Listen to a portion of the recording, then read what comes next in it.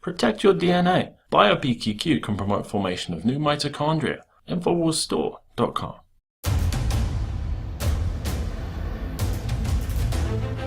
There is a war. It's happening now. It will decide the fate of humanity. The time to choose sides has come. We are the resistance. We are the Infowar.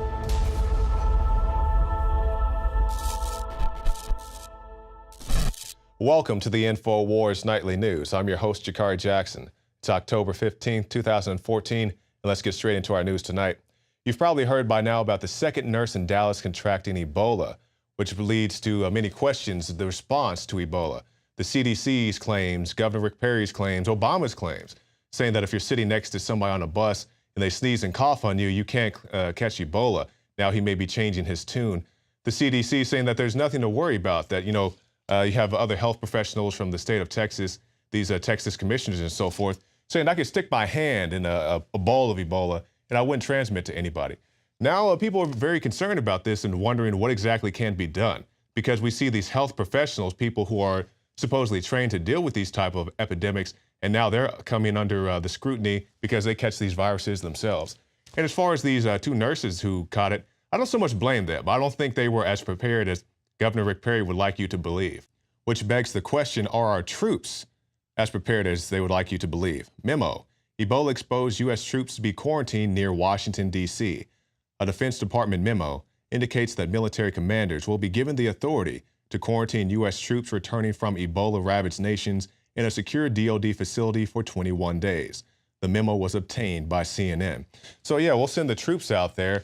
We can't secure our own borders, but we'll send our troops to the other side of the world to secure theirs. And yes, they do have a very serious epidemic over in Africa, but we told you years ago, I believe it was the Obama deception, that we will send troops, the U.S. will send troops to Africa under the guise of humanitarian aid. And when the troops get sick, they'll bring them back, put them in quarantine. How many of the troops really signed up for that? Let me go to this Ebola hot zone and catch it and potentially threaten my own life or the lives of my family. Meanwhile, our own borders are wide open.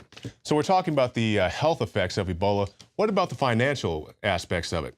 Dow tumbles 350 points. A tumble of more than 350 points on Wednesday was attributed to dismal retail sales data, Europe's inability to realize an economic recovery, and worries on Ebola. Ebola is in the background, said Peter Bukvar, chief market analyst at the Lindsay Group. So yeah, people are recognizing this, the financial aspects of it. And maybe people aren't as widely concerned about Ebola right now, but what about the people in the city of Dallas, Texas? The people who may have been a little asleep on this at the beginning when patient zero first arrived. I bet they're starting to pay attention now. You have two nurses and one guy dead. Meanwhile, we're seeing Ebola pop up here and there around the rest of the world. So what's going to happen in Dallas, Texas? Are people going to stop going to the movie theaters, going to the sporting events, going to the shopping malls? And then what type of financial aspects are going to follow that type of situation? So let's talk about the finances of our youth in this country, our students in this country. You have a lot of student loan debt going on. It's the bubble that's going to burst at some point. I myself, I was able to escape the clutches of the educational system with a little less than $6,000 in debt, but not everybody is that fortunate. College files 631 lawsuits against students over unpaid tuition.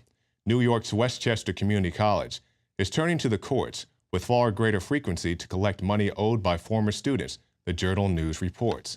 So far this year, the Valhalla-based WCC has won over $100,000 in judgments against 76 former students. The Daily Voice notes, all told, WCC is owed nearly $800,000. Rockland Community College has past due notices totaling over $3 million. And I think it's a shame in this country that education has become synonymous with debt.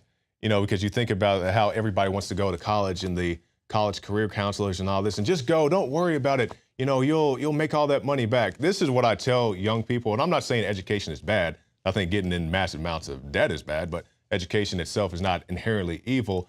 If you're a young person out there, you're 17, 18 years old, you're about to go to college, you're trying to decide what to do with the rest of your life. Whenever you meet a career counselor, a high school counselor, a teacher, a professor, and they're pressing you, just go to school and don't worry about the cost, ask them these two simple questions. 1, how much debt did you graduate with? And 2, how much do you still owe?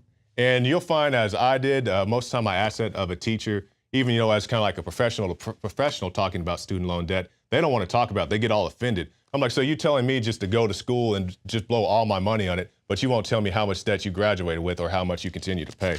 It seems very weird and suspect to me. And the city of Houston is doing some rather suspect things. Houston demands to see pastors' sermons a chilling attempt to silence free speech. So to give you a little bit of a background on this, the city of Houston has the, I guess you would call the bathroom bill, where they said basically anybody of any gender can go into any restroom. So if you're some 6'5" burly guy with a beard and you feel a little effeminate that day, you can walk right into the ladies' restroom.